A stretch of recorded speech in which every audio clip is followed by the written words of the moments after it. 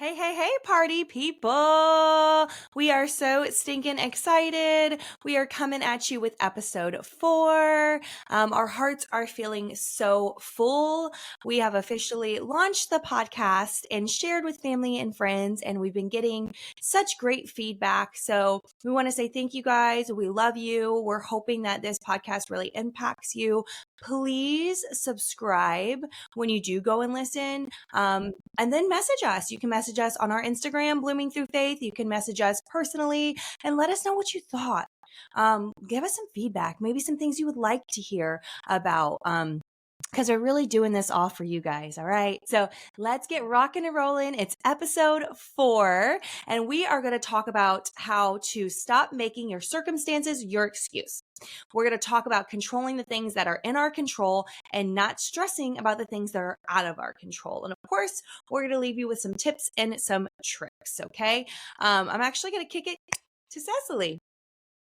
Thank you. Okay. So, first thing we want to talk about is why we do this, right? Because we can't fix anything if we don't know why the problem is the problem. So, why do we look at our circumstances and think that it's the reason we aren't successful in anything? We do it with everything. I would be happy if I just fill in the blank, right? I would be happy if I just lost 20 pounds. I'd be happy if I had a bigger house. I'll be happy once I land this job. I'll be happy once my relationship is like this. Like we always do it to ourselves. We have this illusion of control. So we often believe that if we get all the material things and the circumstances just right, then we'll be happy.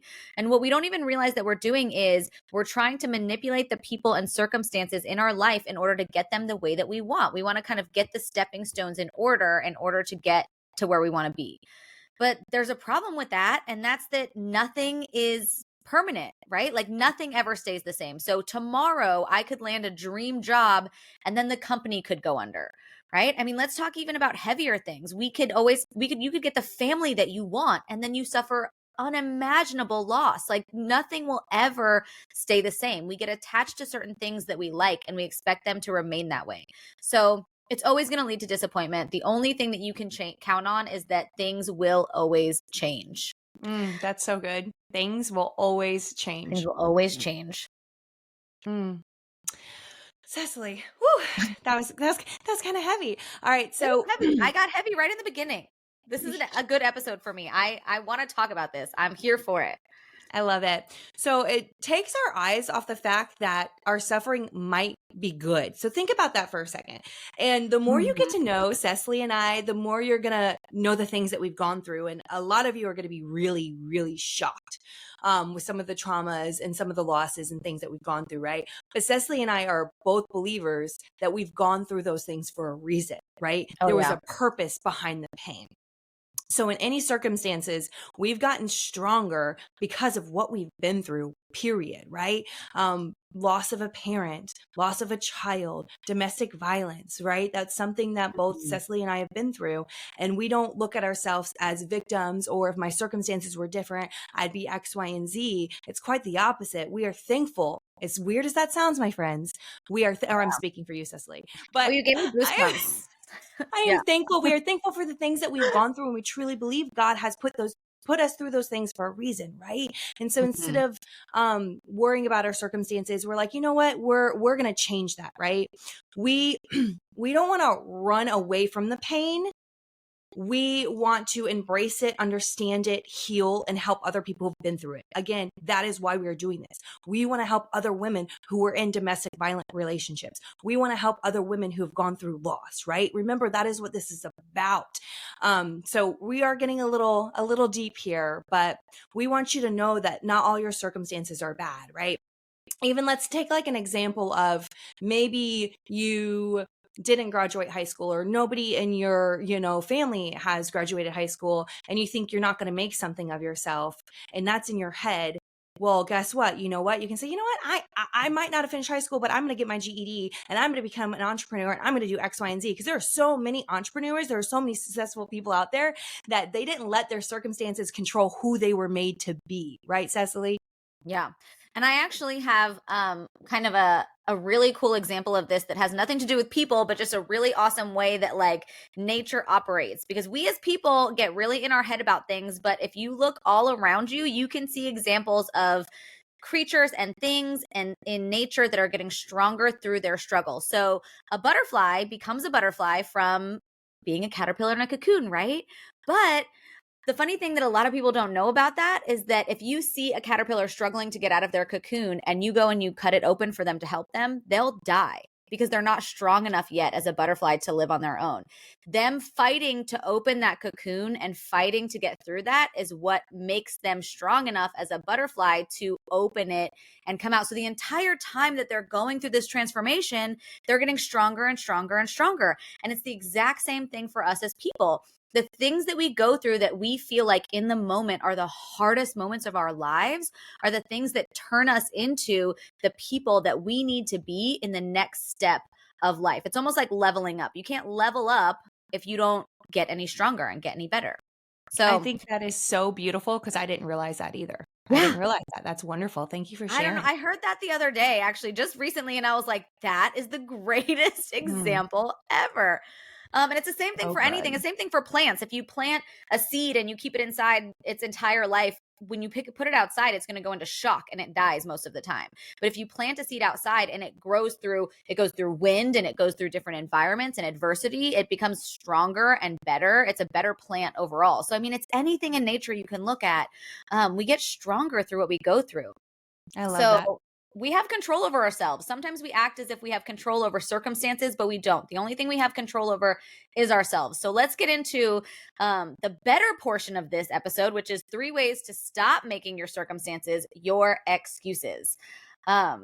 So we want to, number 1, focus on the things that we can control. Right? So let's talk about what you can control. First, you want to be realistic about your circumstances. What is going on in your life that's causing you anxiety, depression, stopping you from being where you're at? You know, do you think that your spouse isn't supportive? Is it your family? Is it your job? Are you stuck in your weight? You know, is it a more personal issue? Whatever it is, stop and be realistic about your circumstances. You cannot change other people. You cannot change your spouse. You cannot change your family. You cannot change where you live. Like in the moment, you are a part of your circumstances. You're at where you're at. You can't change it right away. It takes time. So it's important to be realistic about where you're starting at. Once you identify what's making you not happy, you can start to focus on what is going to make you happy. Once you know what you don't like, you're one step closer to finding out what you do like. So, for example, if I'm stuck in a job that I absolutely hate, you know, I don't want to wake up, say I have to wake up at, 4 a.m. and go I love waking up early. I was about to say, you actually do wake up at 4 a.m. I know, I wake up at 4:30 in the morning every morning. However, if that's something that you despise, I can't imagine who would not like waking up early, but there are people out there. If you despise waking up early and you have to wake up at like 4 a.m. and get to be on the job at 5 a.m. and you're like, I hate this job. This is not taking me anywhere. Well, you have to identify that. You have to think, what do I hate about this job? Well, I hate waking up early. I hate working for someone else. I hate going and leaving my house. Okay. Now that you've figured out those 3 things you don't like, you just got to turn that around and figure out, okay, well, if that's what I don't like, then I would be a lot happier if I had a job that I wasn't waking up this early, if I got to stay home, if I didn't have to go out and work for somebody else. Now you're getting closer to the things that you want. But first, you have to identify and be realistic about where you're at.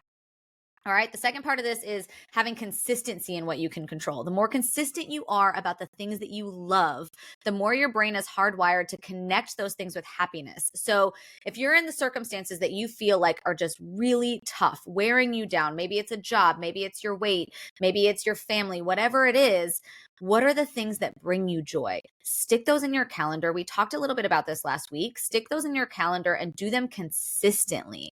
The more that you focus on those anxiety reducing events, it's going to be something that you can control, that you're doing that you love, that's going to just help let you breathe a little bit when you feel like you're overwhelmed in this circumstance.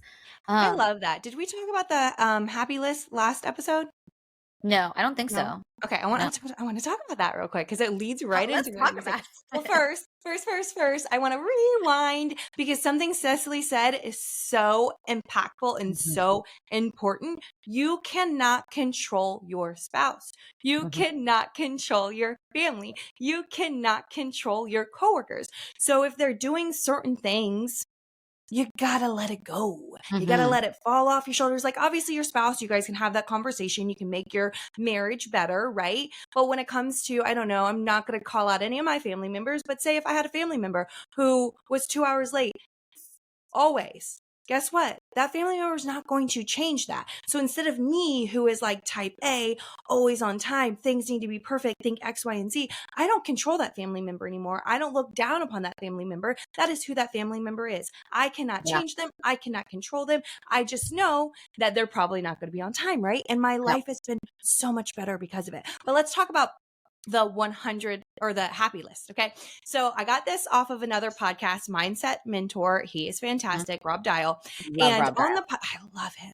On the podcast, he talks about making a list. Okay. So take some time, guys. This is a homework action item for you. And then message us and say, I have my list. Let's hold each other accountable, but write down all of the things that make you happy. Just like Cesley said, right? Do you love cuddling with your kids? Do you love art? Do you love painting? Do you love the beach? Do you love journaling? Do you love, like, what fills your cup? Blowing Mhm. bubbles? I don't know. Going for a run. You said in a Going couple episodes back, butterflies and rainbows. butterflies Maybe and it's butterflies rainbows. and rainbows. Yes. And so have this happiness list. Okay. And each day you can wake up and you can look at your list. How many of those things can you fit in your day? How many of Mhm. those things that make you happy and fill your cup can you fit in your day? Can you go for a walk if that's one of those things? Can you end your day with a bubble bath and Prosecco? Because that's what I did last night. And I haven't done that in like 2 months and it was fabulous, right? So look at your list and try to fit those things in that make you happy. Mhm. You are in control of your own circumstances. And yes, you are in control of your own happiness. Sorry, Cecily. I just wanted to bump in there Yeah. real quick. No, it's so good. It's so good because a lot of times we don't realize that we are, and you guys might not like to hear this, but we are a little bit addicted to drama. We enjoy dwelling in our emotions. We definitely like our positive emotions, our happy emotions. We want to have joy. We want to be happy, which is why we get bogged down in our circumstances. But a lot of times it can be a really easy way for us to kind of snake an excuse out of why we're not where we're at. You're not getting where you want to be. You're not successful because of your spouse, your family, your circumstance, your whatever. It's not the reason you're not successful, right? Because we've seen so many people come through incredible struggle and still come out on top and still consistently be successful. Like, your circumstances are not the reason why you're not successful. We just kind of like making them our excuses, right? But just like Brandi said, the second that you are able to let go of your circumstances and say, okay, this is where I'm at. This is what it is. You know what? I'm not going to get stressed out about it. I'm going to let it go and I'm going to focus on doing little things that can move me forward every single day. Your life is going to change immediately because you're not going to be stressing about what everyone else is doing that's affecting you. I love that. I love that. Mhm. Okay, 2, we're going to talk about realizing what the circumstances are for, right? You're going to hear us say this a lot. You grow through what you go through, right? You grow Yes. through what you go through. So good. Stronger through struggle. Stronger through struggle. Like Cecily says, here's the deal. Life is, we talk about this all the time. Life is hard. It's going to knock you down. Everybody's going to go through issues. Everybody's going to get sick. They're going to lose family members. There, situations at jobs. Those are things that we can't control, but you're not a victim. You're not the only one that is going through those things, right? So realize that your circumstances might be making you stronger. Life is up and down and you will go through those circumstances. Okay. Like, if you think about most people who've been successful in their life, they have overcome so much A lot. adversity. They've overcome so many things because they did not let them weigh them down. And that's why we're doing this podcast, ladies, because we want you to know you're not alone. You're not the only one who's going through anxiety. You're not the Yeah. only one who's struggling with loss. You're not the only one who is, not happy when they look in the mirror, right? You're not the only one going through these things. And we want to help you grow through what you go through, right? I want Yeah. to use an example, and this is a pretty deep example, and I know Cecily has an example that she's going to want to, use as well. Not everybody knows, but I had 2 miscarriages. Okay, so I had my son in 2020, and then in 2021 we had our first miscarriage in the first trimester, and then in 2022 we lost our daughter Faith at 16 weeks. that was really hard. In the second trimester, being told, not knowing what happened, this doesn't happen often, it's less than, 5%, X, Y, and Z. It hit me really, really hard. And it woke me up. It woke me up as to life is short. And now I lost my mother 11 years ago. Okay. And losing my mother kind of woke me up, but I was young.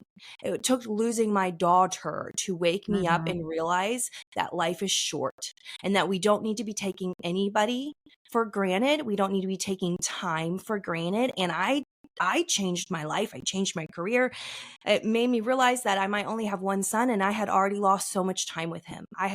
I was working, 60, 80-hour work weeks. I was traveling. I was away from him, and he was so young. And so after I lost her, I said, no more. Life is short. I want to be a better mom. I want to be more present. I want to pour into him. And I left the full-time job that I was with and started doing something that gave me way more flexibility. I left six figures. Yeah. It was not about money. It was about making sure that I was a better mom, wife, spouse, and that I could have those moments. And I've never been happier. Last year was my first year, being able to just do social retail and help people online and be more present with my family. And then we had our son, who was all God. We can talk about that later because we were not trying. I was too scared. I was too scared to get pregnant again.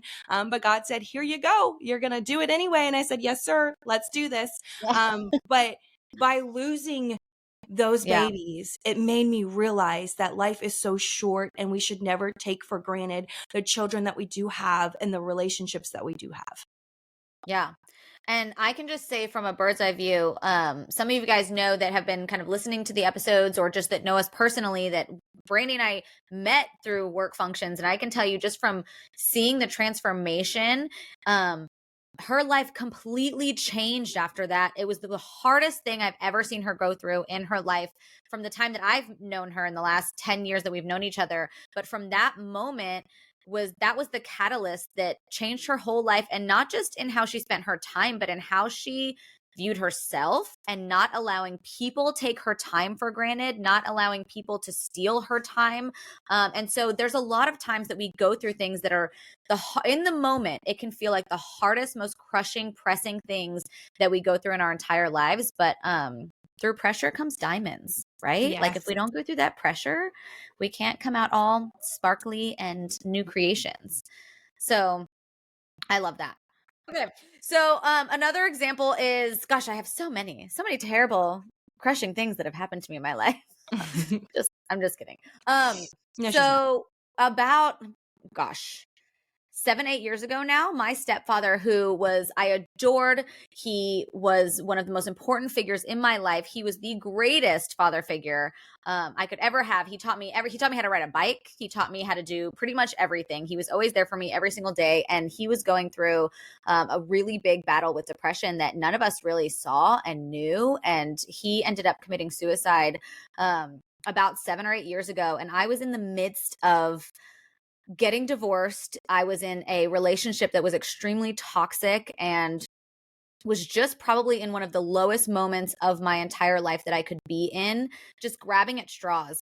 And it was shortly after that I changed my entire life. I met my now husband, who is just the most incredible human being, the most incredible father, the most incredible stepfather. But if it wasn't for that moment, I don't think that I would have had the courage. I was leading into a really hard season of divorce, but I don't think that I would have had the courage to step out of the relationship that I was in that was just completely wrong and toxic and not okay.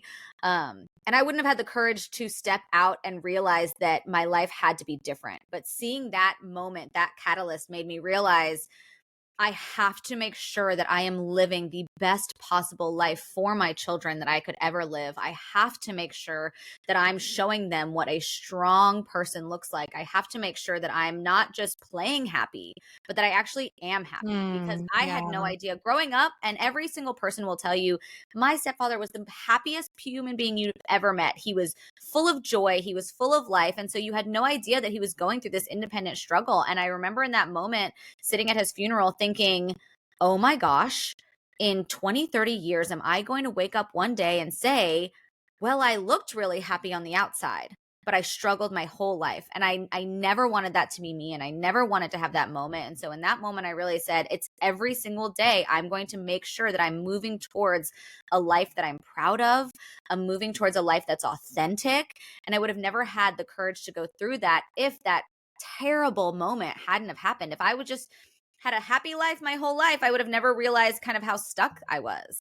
So there's That so is many so things that we can be powerful. seeing as a positive, maybe not in the moment. We can go through our grief, we can go through our struggle, but there's a lot that God is trying to bring you through in these hard moments. That is so, so, so Yeah. powerful. And wanting to live a genuinely happy life on the inside and Authentic. out for your authentic for yourself, for your children. And a lot of people struggle with that. And so we are going to have some links up on our website too that will, lead you to somebody to talk to if you're struggling with depression, if you're struggling with anxiety, if you're struggling with thoughts of suicide, right? Like, you're not alone. You're not alone. And that's why we're doing this, because we want you to be able to talk to somebody. We want you to be able to get help, because you are beautiful and you are worthy, and you deserve to live a happy, authentic, happy, healthy life. I said happy twice because we really want you to be happy Happy, healthy, with your happy. family and your babies and your kids Yeah. and all of that. So thank you so much for being vulnerable and sharing that, Cecily, because I didn't realize that was the reason why. Yeah, I know. And so after we go through that heaviness, let's talk about some goals. Let's lighten it up a little bit, right?